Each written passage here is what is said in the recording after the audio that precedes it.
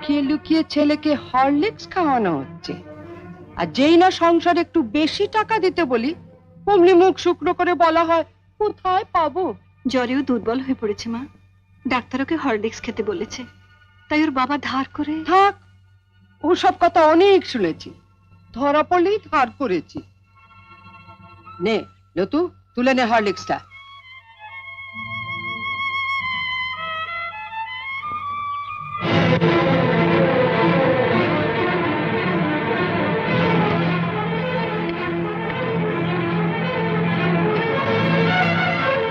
শোনো বড় বউ, আমি আগেও বলেছি, আবারও বলছি, যার স্বামী যেমন রোজগার করবে তার ঘরে তেমনি খাওয়া দাওয়া হবে।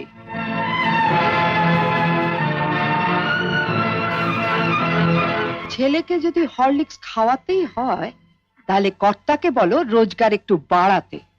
নয়তো এর পরও যদি ছেলে হরলিক্স খেতে চায়, তাহলে বাজার থেকে 20 পয়সা দিয়ে হরলিক্স বিস্কুট কিনে এনে দিও, কেমন? আইলো তু। ও দিদু, ও দিদু, দিদু আমাকে একটু হরলিক্স দাও না, খেতে খাবো। হরলিক্স খাবে? ওইখানে হরলিক্স পড়ে আছে, যা গিয়ে চেটে চেটে খা।